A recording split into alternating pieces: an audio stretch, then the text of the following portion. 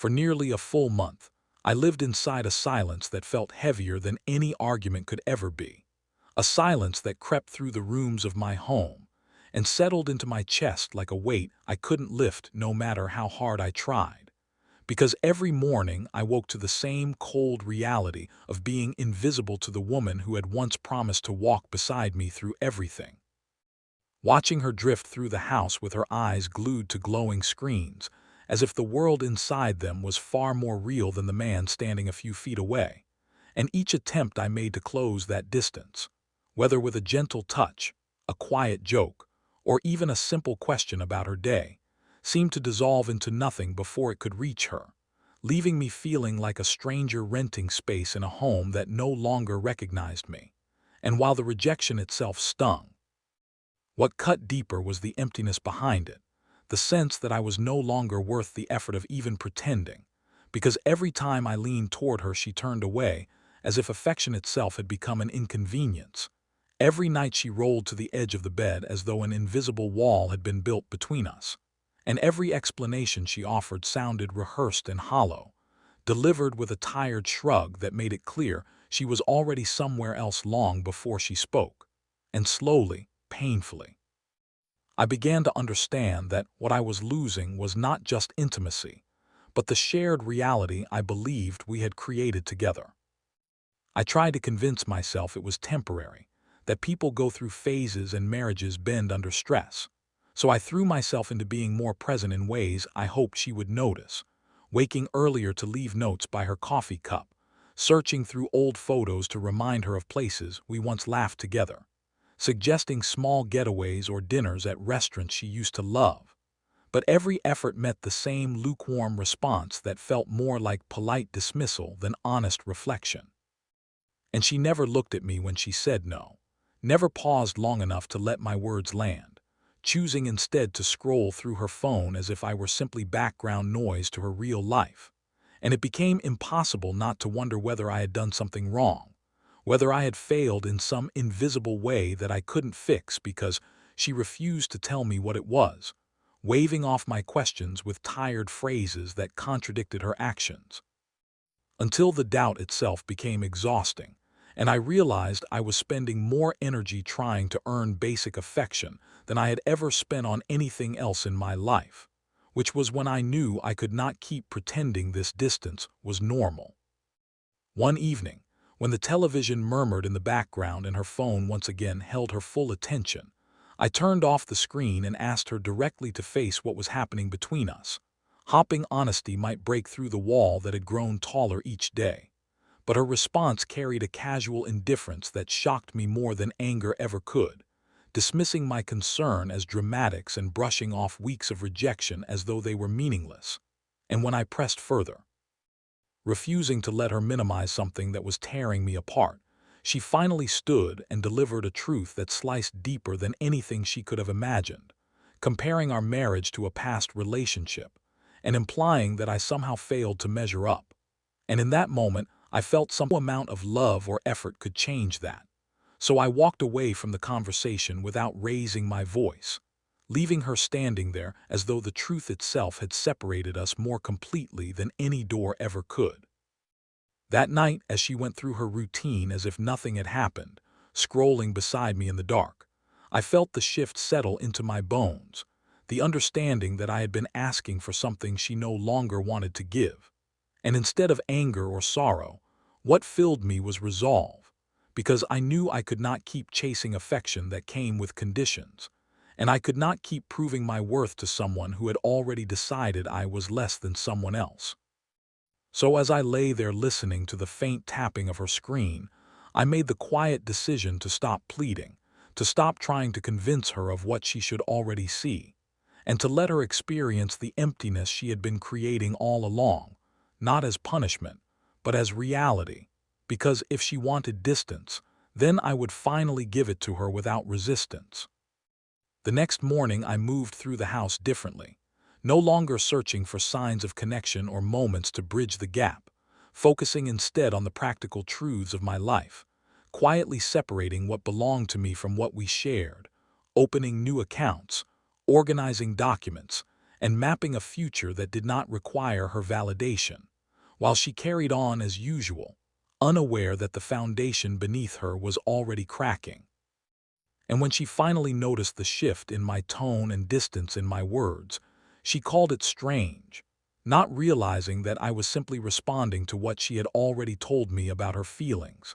And as the days passed, her discomfort grew while my certainty strengthened, because I had stopped trying to fix what she had already chosen not to value. When she accused me of being cold and distant, I reminded her of her own words, explaining that I was no longer pursuing someone who treated my presence like pressure. And though she tried to twist my response into an overreaction, I could see the unease in her eyes as she realized that her comparison had changed something permanent. And while she insisted that she had not meant it that way, her hesitation revealed more than her excuses, because you cannot unknow a truth once it has been spoken. And you cannot rebuild trust on a foundation that was never equal to begin with. While she spent time with friends one weekend, I gathered what mattered most to me: important papers, personal items, and small reminders of who I was before I became a shadow in my own home, placing them in my car as quietly as I could, not out of spite but out of preparation, because I knew that the moment I stopped pretending, everything would change. And when she finally suggested counseling and spoke vaguely of working on things together, I saw clearly that she wanted to fix the situation without confronting the cause. And I understood that no amount of conversation could erase the knowledge that she had been measuring me against someone else for years without ever telling me. The following morning, before the sun fully rose, I packed what I needed and left a simple note behind, not filled with blame or drama, but with the truth she had already given me. And as I drove away, I felt lighter than I had in months, because for the first time I was choosing myself instead of waiting to be chosen. And when I turned off my phone and let her discover my absence on her own, I knew this was not an act of anger, but an act of self-respect. The moment I stopped begging for a place in a heart that had already given part of itself to someone else.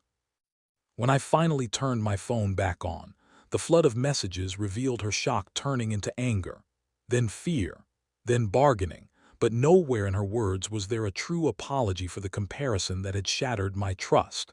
And as she tried to track me down, showing up where she thought I might be, waiting outside in silence, I saw how desperate she was to control the outcome without changing the truth behind it. And I understood that what she wanted was not reconciliation, but reassurance that I would remain available despite knowing where I stood. And when she finally admitted what she had been hiding, that she had indeed thought about how her past relationship made her feel compared to ours, the last piece fell into place, because love without appreciation is hollow, and being chosen second is not a victory but a compromise I was no longer willing to accept. So as I prepared to make my decision permanent, I did not feel loss, only clarity, because the greatest betrayal was not her words, but the years of quiet comparison that made them inevitable. When I finally allowed myself to acknowledge what her confession truly meant, it felt as though the last fragile thread holding the illusion of our marriage together had snapped, because hearing her admit that she had been measuring our relationship against a memory was not just painful, it was definitive, a confirmation that for years I had unknowingly been participating in a competition I could never win, and no matter how much love or effort I poured into the life we shared, I would always be standing in the shadow of someone who no longer existed except as a polished version in her mind. And as the phone went silent after our conversation, I felt a strange calm settle over me, not the calm of relief, but the calm of acceptance. The kind that comes when you finally stop fighting a truth that has been waiting patiently to be seen.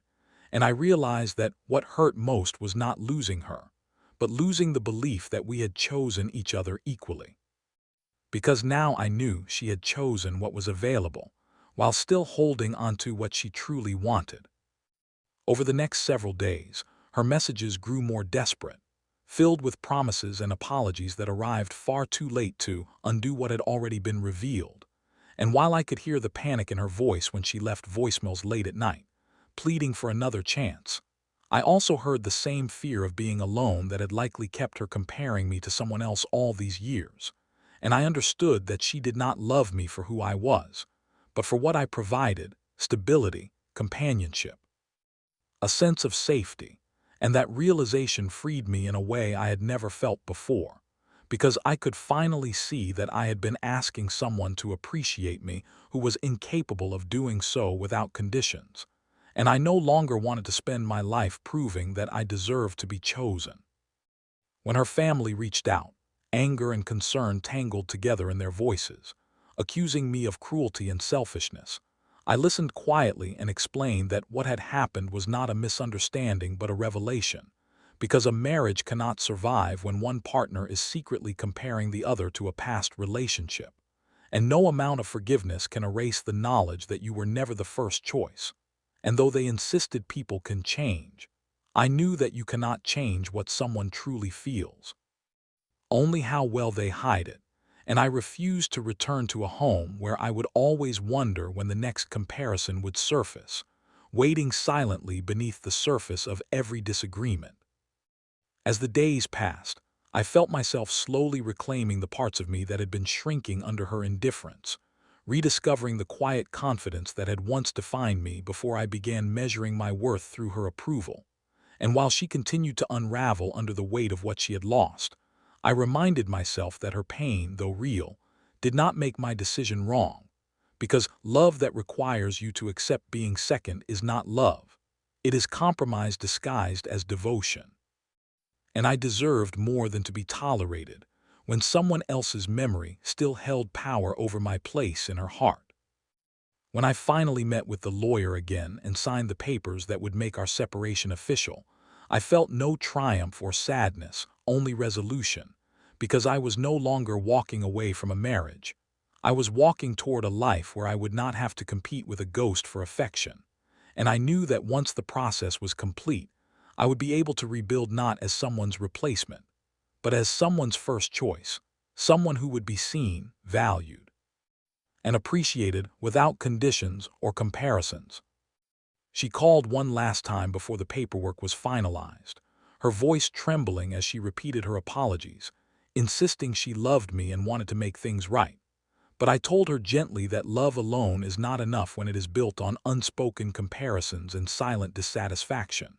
And though she begged me to reconsider, I explained that I could not unlearn what she had shown me, because trust once broken by truth cannot simply be restored by promises.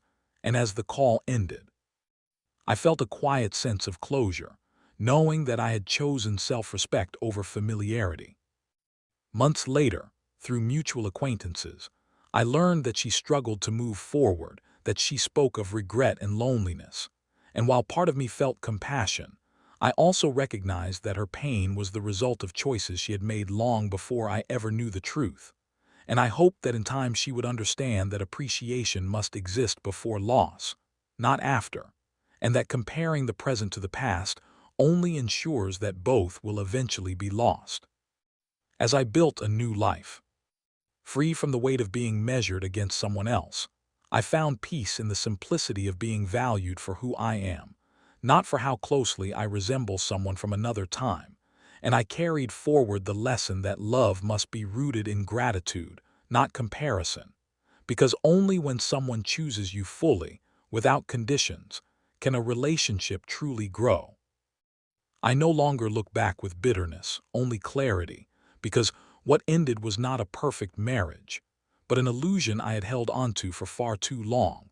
And in letting it go, I discovered the strength to demand more for myself, to walk away from anything that asks me to be less than I am, and to never again accept a place in someone's life that comes second to a memory. In the end, I did not lose a partner.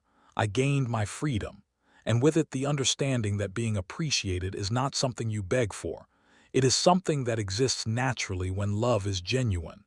And as I move forward, I carry that truth with me, no longer willing to compete with the past, only ready to embrace a future built on mutual respect, honesty, and a love that chooses me first.